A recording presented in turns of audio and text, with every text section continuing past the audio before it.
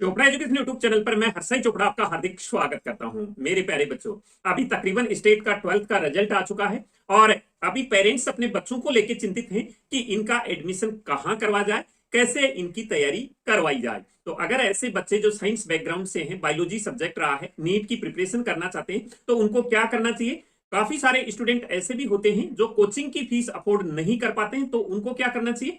और ऐसे स्टूडेंट जिनका नीट में स्कोर बहुत कम आ रहा है, हर साल, इस साल भी कम आया है, 3-4 ड्रॉप हो गए हैं, तो उनको क्या करना चाहिए। इस वीडियो में मैं आपको ये सारी चीजें बताऊंगा। तो ये सारी चीजें बताने से पहले हम एक डॉक्टर्स जर्नी का पूरा रोड मैप मैं आपको बताऊंगा कि कैसे डॉक्टर्स जर्नी होती है और इस मेडिकल फील्ड में आज की सिचुएशन क्या है, ताकि आप अपना आगे के डिसीजन के लिए तैयार हो सकें कि मेरे को आगे क्या करना है।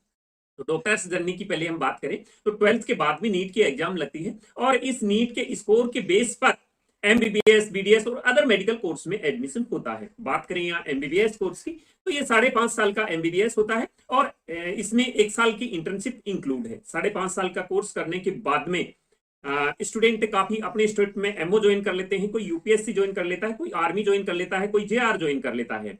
और काफी सारे बच्चे अभी पीजी की तैयारी में लग जाते हैं। 1-2 साल वो पीजी की तैयारी करते हैं और फिर 3 साल तक वो पीजी का कोर्स करते हैं।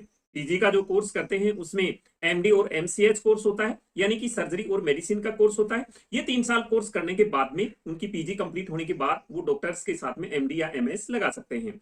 जैसे ही वो पीजी कर लेते हैं उसके बाद में फिर से डीएम और एमसीएच कोर्स होता है, वो भी आप कर सकते हैं। ये अलग अलग ब्रांचेज में होता है, तो वो अलग अलग ब्रांच में आप कर सकते हैं और इसके बाद सुपर स्पेशलिटी कोर्स कर सकते हैं। तो एक ये काफी लंबी जर्नी हो जाती है एक अच्छा डॉक्टर बनने के लिए, यानी कि 5.5 साल तक एमबीबीएस, 2 साल तक, उसके बाद नीट पीजी में तैयारी, उसके बाद 3 साल नीट पीजी, उसके बाद में 3 साल फिर सुपर स्पेशलिटी कोर्स। तो इस प्रकार से ये काफी लंबी जर्नी हो जाती है और 3-4 साल तक आप नीट यूजी की भी तैयारी करेंगे तो कम से कम 15 या 20 साल आपको स्टडी करनी पड़ेगी, तब आप एक अच्छा डॉक्टर बनेंगे।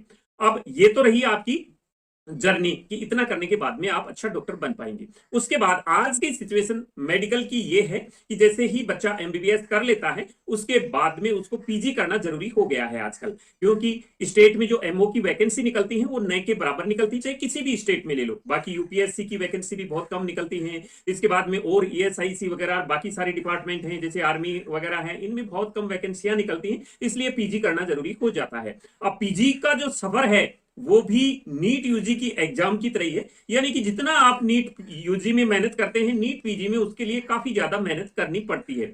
मैं आपको यहाँ नीट पीजी की एक बार डिटेल दे देता हूं कि नीट पीजी की तैयारी के लिए जो स्टूडेंट हर साल एग्जाम देते हैं वो स्टूडेंट तकरीबन इस साल 2.5 लाख के नियर बाई स्टूडेंट एग्जाम देंगे, यानी कि 2,40,000 आप मान के चलो। यहाँ पर इतने सारे स्टूडेंट इस साल ये एग्जाम देंगे और हर साल स्टूडेंट ये बढ़ते ही जाते हैं। ये पिछला आप देख सकते हैं, 2022 में 1,82,318 थे, 23 में 2,517 थे और 24 में 2,16,136 थे। लेकिन ये संख्या बढ़ के 2025 में 2,40,000 या 2,35,000, 30,000 के आसपास ये बढ़ जाएगी, क्योंकि हर साल 15-20 हजार स्टूडेंट बढ़ते ही रहते हैं। तो ये भी आप एक इजी मत मानो, मैं आपको डरा नहीं रहा हूं, मैं आपको हकीकत बता रहा हूं। इससे पहले 5-6 साल पहले हुआ करता था कि डॉक्टर रिमोट एरिया में ज्वाइन ही नहीं करते थे, लेकिन आजकल सिचुएशन ये हो गई है कि एमओ की वैकेंसी कहीं भी निकले स्टूडेंट को मौका ही नहीं मिलता है ज्वाइन करने के लिए। क्योंकि जब आप नीट पीजी की तैयारी कर रहे हैं तो इसमें आपकी अच्छी रैंक भी आनी चाहिए, क्योंकि इनमें अगर आपको 19 टोटल कोर्सेज तो 57 है यहाँ पर, लेकिन 19 जो ब्रांचेज हैं वो यूजफुल ब्रांचेज हैं, उसी के अंदर आपको पीजी करने से ही फायदा होगा। वैसे तो परसेंटाइल रिड्यूस करके बहुत सारे ऐसे कोर्सेज हैं, जैसे एनाटॉमी हो गया, नॉन क्लिनिकल सब्जेक्ट हो गए, उनसे आप पीजी कर सकते हैं, लेकिन फायदा इतना नहीं है जितना कि आप क्लिनिकल ब्रांच से पीजी करोगे उसी में फायदा है। क्योंकि मैं आज इस पीजी की भीड़ को देखते हुए आपको पहले ही आगाह कर देता हूं कि ये जर्नी बहुत कठिन है। फिर से बोल रहा हूं, डरने की बात नहीं है, लेकिन आपको हिम्मत करके एक आत्मविश्वास करके इस जर्नी में आपको उतरना पड़ेगा, तभी आप सक्सेस होंगे। अगर आपके अंदर ये स्ट्रेंथ है, अगर आप ये कर सकते हैं, तो इस तरफ में रुक करना है आपको, अदरवाइज आप दूसरा स्ट्रीम देख लें यहाँ पर। तो ये तो मैं आपको एक मेडिकल जर्नी के बारे में मैंने बताया है कि इस फील्ड में आगे आगे धीरे धीरे, क्योंकि पहले 2020 तक सीटें मात्र 56,000, 57,000, 60,000 हुआ करती थी, आजकल वो 1,10,000, 1,15,000 के नियर बाई पहुंच चुकी है। तो वो भी स्टूडेंट पीजी में आ रहे हैं। बिना पीजी किए हुए जो मिलना बड़ा मुश्किल है अभी, और आने वाले टाइम में और भी ज्यादा मुश्किल हो जाएगा, क्योंकि प्राइवेट हॉस्पिटल्स आपको इतनी ज्यादा सैलरी नहीं देंगे, काम बहुत करवाएंगे। तो मेरा कहने का मतलब यह है कि अगर आप अपने आप को एक ऐसे मान रहे हैं कि मैंने बहुत मेहनत करनी, तभी आपको इस फील्ड में कदम रखना है, किसी की देखा देखी में बिल्कुल नहीं रखना है। क्योंकि आजकल ऐसा देखा देखी चल रहा है कि उसके लड़के ने इतनी परसेंटेज थे, ये कर लिया वो कर लिया, तो वो आपने देख के नहीं करना है। आप अपनी सिचुएशन को देख के करें कि क्या मैं कर सकता हूं। आपके 10th में मार्क्स कम आए थे, 12th में कम आए हैं, आप पढ़ने में इतनी ज्यादा इंटेलिजेंट नहीं है, तो आपको अलग फील्ड चुन लेना चाहिए। मेरी बात आपको बुरी लग रही होगी, लेकिन ये सच्चाई है दोस्तों। क्योंकि एमबीबीएस करने के बाद में मेरे पास जो पीजी के लिए स्टूडेंट आते हैं, उनकी मैं ये कंडीशन देख के आपको ये बता रहा हूं। अब 12th के बाद अभी ये तो आपको समझ में आ ही गया कि डॉक्टर जर्नी क्या है और इस मेडिकल फील्ड में क्या सिचुएशन है, अभी कितना ज्यादा कंपटीशन हर साल बढ़ता जा रहा है। अब मैं आपको बताऊं कि फिर भी आप ये सोच रहे हैं कि मैं बहुत अच्छी तैयारी करूंगा और मैं अच्छा स्कोर लेके नीट क्रैक करूंगा और अच्छे मेडिकल कॉलेज में एडमिशन लूंगा, ये आपके अंदर हिम्मत है तो आप इस फील्ड में आइए। और मैं आपको यहाँ एक ये भी सजेस्ट करता हूं कि काफी सारे स्टूडेंट ऐसे हैं जो कोचिंग की फीस अफोर्ड नहीं करना चाहते, उनके लिए सबसे बड़ा ये है कि वो ऑनलाइन कोचिंग कर सकते हैं, ऑनलाइन कोचिंग यूज कर सकते हैं। आइए मैं ऑनलाइन कोचिंग का आपको बता देता हूं। तो दोस्तों, ऑफलाइन कोचिंग में आपका पर ईयर का कम से कम 2 लाख रुपए का नुकसान हो जाएगा। इससे अच्छा है आप ऑनलाइन कोचिंग यूज करो, ऑनलाइन कोचिंग यूज करो। अभी इसके मैं फायदे बता देता हूं आपको। ऑनलाइन कोचिंग के फायदे, मैं किसी ऑनलाइन कोचिंग को प्रमोट नहीं कर रहा, मैं किसी यहां पर ऑनलाइन कोचिंग का नाम नहीं लूंगा ताकि आपको ऐसा लगे कि ये प्रमोशन के लिए वीडियो बना रहे हैं, ऐसा कुछ नहीं है। मैं आपको ऑनलाइन कोचिंग के फायदे बता रहा हूं। ऑनलाइन के बहुत सारे प्लेटफॉर्म है, आप किसी भी प्लेटफॉर्म से ऑनलाइन कोर्स खरीद लिए तो ये कोर्स आपको मात्र 4 या 5 हजार रुपए में आ जाएगा।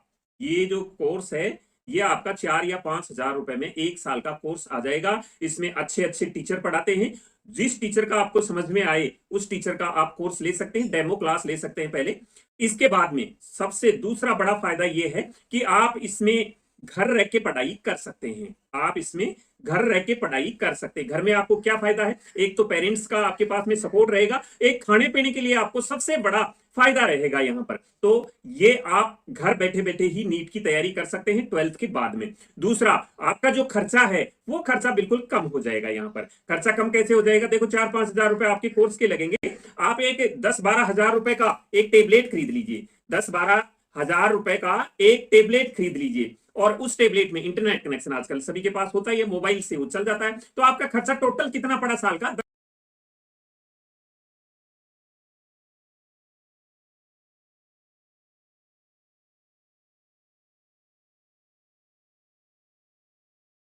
कर सकते हैं, अच्छे टीचर से पढ़ सकते हैं आप, और घर बैठे ये 20,000 में कर सकते हैं। जहां ऑफलाइन कोचिंग में आपके 2-2 ढाई लाख रुपए यहां पर पढ़ेंगे, आपको घर का खाना मिलेगा, पेरेंट्स का सपोर्ट रहेगा, तो आपके लिए ये कोर्स बहुत ही अच्छा रहेगा। मैं सोचता हूं ये बातें आपको किसी ने नहीं बताई होंगी, क्योंकि हमें लगता है किसी दूसरे के देखा देखी में उसने उस ऑफलाइन कोचिंग में डाल दिया, उसका रिजल्ट अच्छा है, उसने उसमें डाल दिया, उसका रिजल्ट अच्छा है। वो टाइम गया, पहले हुआ करता था ऐसा, लेकिन आजकल ऑनलाइन कोचिंग सबसे बेस्ट रहेगी आपके लिए। अब सबसे बड़ा फायदा ये हो गया।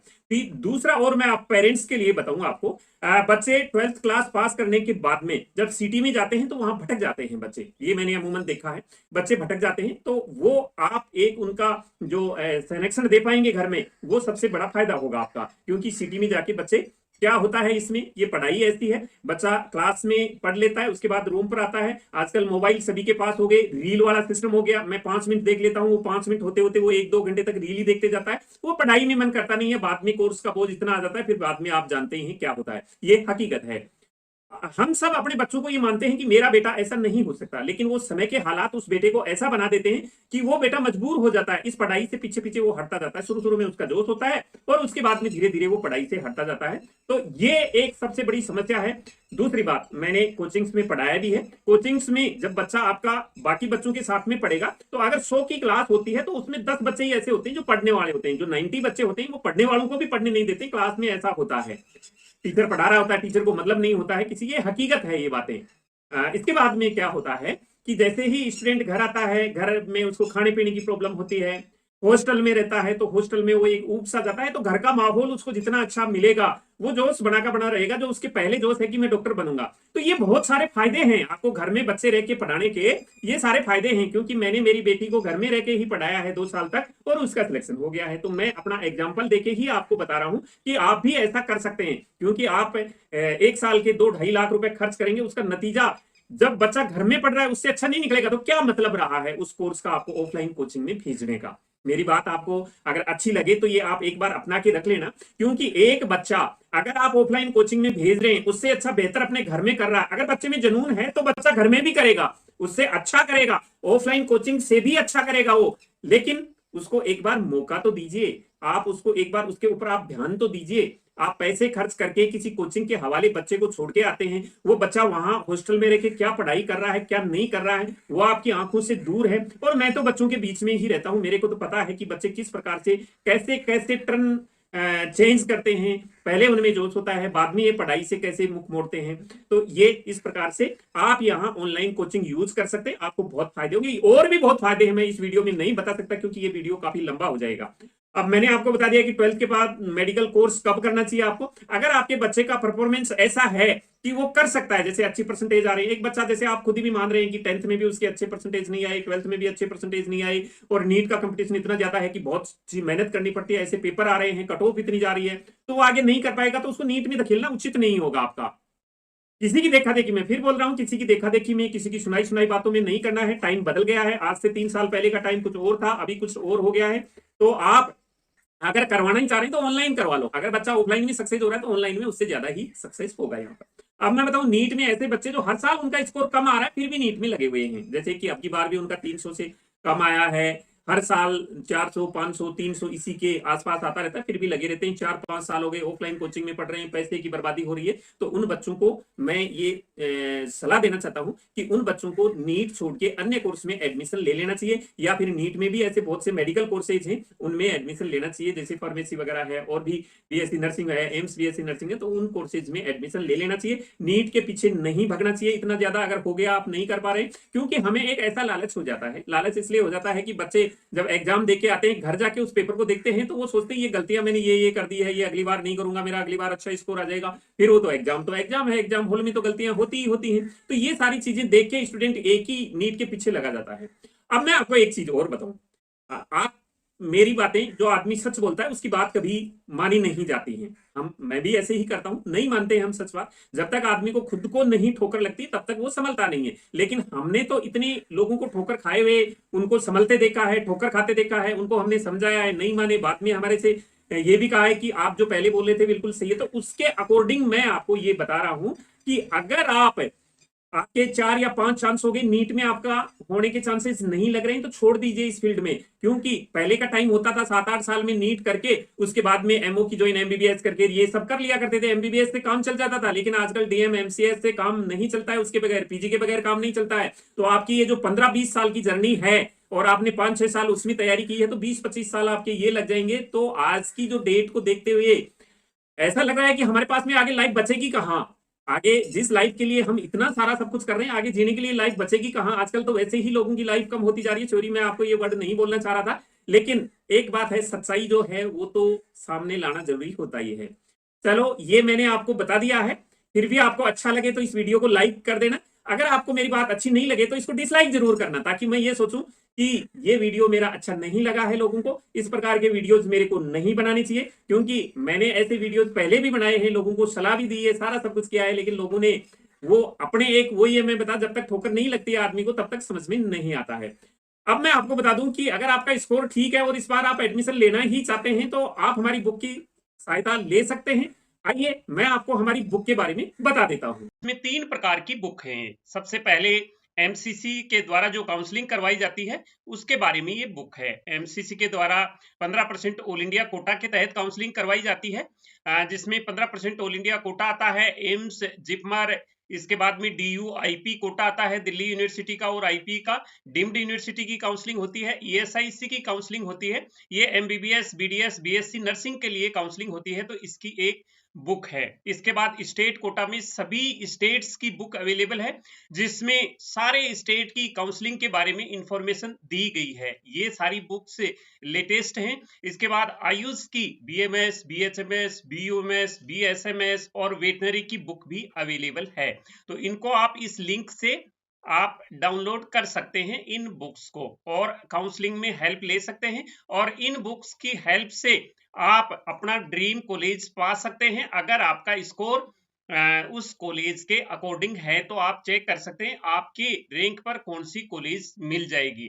अब इस ऑल इंडिया कोटा की जो एमसीसी की बुक है उसमें फैसिलिटी क्या क्या है वो मैं आपको यहाँ बता देता हूँ।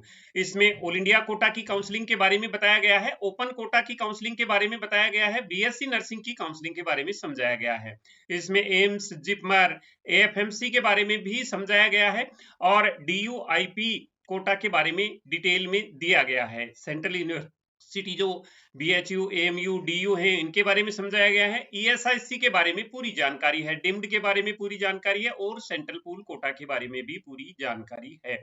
इनमें क्या चीजें अवेलेबल हैं? एक तो चॉइस लिस्ट दी गई है 2025 की काउंसलिंग के लिए, यानी कि आप जो कॉलेज देखना चाह रहे हैं आपको कैसे चॉइस फिल करनी है वो चॉइस फिल यहाँ दी गई है, उसके अकॉर्डिंग आप चॉइस लिस्ट तैयार कर सकते हैं और एक अच्छा कॉलेज ले सकते हैं। स्टेट वाइज बॉन्ड की दिया गया है इसमें details, round wise, category wise, college wise 4 साल की कट ऑफ दी गई है, जिससे आप आइडिया लगा सकते हैं कि आपको कौन से कॉलेज कौन से स्टेट में कितने नंबर पर कितने रैंक पर मिल जाएगा यहाँ पर। इसके बाद में राउंड वाइज काउंसलिंग प्रोसेस के बारे में बताया गया है कि फर्स्ट राउंड में क्या करना है, सेकंड राउंड में क्या करना है, थर्ड राउंड में क्या करना है। कंडीशंस इनकी दिखाई गई है, फीस सभी स्टेट की, बॉन्ड के बारे में, सीट्स के बारे में और भी बहुत सारी इंफॉर्मेशन है जो एक फ्लो चार्ट के द्वारा समझाए गए हैं इसमें।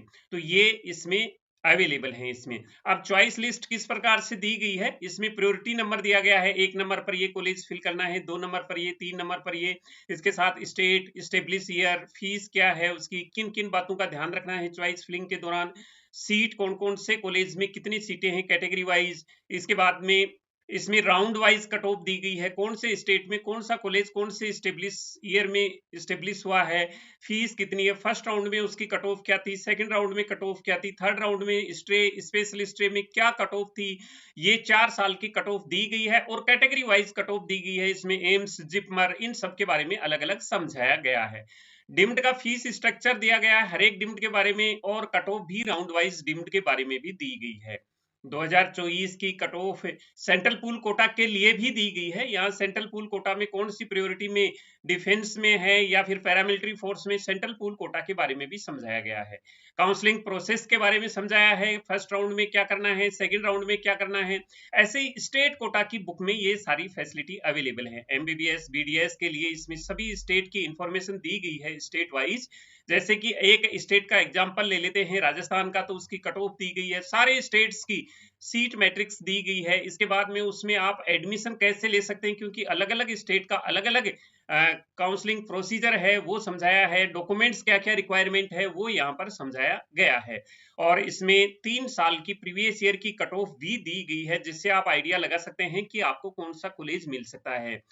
इस प्रकार से एडमिशन प्रोसेस, फीस कितनी आपको देनी पड़ेगी, ये सारा का सारा स्टेट की बुक में समझाया गया है। इसके बाद स्टेट में आपको चॉइस फिल कैसे करनी है, कौन सी कॉलेज को पहले फिल करना है, कौन सी कॉलेज को बाद में फिल करना है, ये सब कुछ इसमें समझाया गया है। इसी प्रकार से तीसरी बुक आयुष और वेटनरी काउंसलिंग के लिए है, जिसमें बीएमएस, बीयूएमएस, बीएचएमएस, बीएसएमएस के लिए ये सारी की सारी इंफॉर्मेशन दी गई है। और वेटनरी के लिए इसी बुक में ये इंफॉर्मेशन दी गई है, कितने कॉलेजें हैं, ये कितनी कट ऑफ पर प्रीवियस ईयर की 3-4 साल की कट ऑफ दी गई है। तो ये सारा का सारा जो फैसिलिटी हमने ऑल इंडिया की स्टेट की बुक में दे रखी है, ऐसे ही आयुष और वेटनरी की बुक में भी ये सारी फैसिलिटी दे रखी है। Last cut off, round wise cut off, category wise cut off, ये सारा का सारा इसमें दिया गया है इसमें। अब इसको आपने डाउनलोड कैसे करना है, तो आप ये वीडियो देख रहे हैं इस चैनल पर, आपने मोर पर क्लिक करना है। मोर पर जैसे ही क्लिक करेंगे आप डिस्क्रिप्शन बॉक्स में आ जाएंगे। इसमें यहाँ लिंक दिया गया है अलग अलग, जैसे all India quota, AIIMS, JIPMER जो एमसीसी की बुक है उसके लिए ये AIQ25 ये लिंक दिया गया है, स्टेट कोटा की बुक के लिए ये लिंक दिया गया है, और आयुष और वेटनरी की बुक के लिए ये लिंक यहाँ पर दिए गए हैं। अगर आपको ऑल इंडिया कोटा की बुक यानी एमसीसी की बुक डाउनलोड करनी है तो इस लिंक पर आपने टिक करना है। तो जैसे ही टिक करेंगे आप डाउनलोड पेज पर पहुंच जाएंगे। ऐसे ही अगर स्टेट की बुक को आपने डाउनलोड करना है तो इस लिंक पर क्लिक करना है, आयुष वेटनरी की करना है तो इस लिंक पर क्लिक करना है। तो ये लिंक दिए गए हैं, यहाँ से आप डाउनलोड कर सकते हैं, या फिर आप हमारी इस वेबसाइट chopraeducation.in से भी आप इस बुक को डाउनलोड कर सकते हैं। जैसे ही आप इस वेबसाइट पर विजिट करेंगे या राइट साइड में आप जिस भी बुक को डाउनलोड करना चाहते हैं for book download click here पर क्लिक करके आप डाउनलोड कर सकते हैं। तो ये बुक मैं सोचता हूँ आपके लिए काफी हेल्पफुल रहेगी।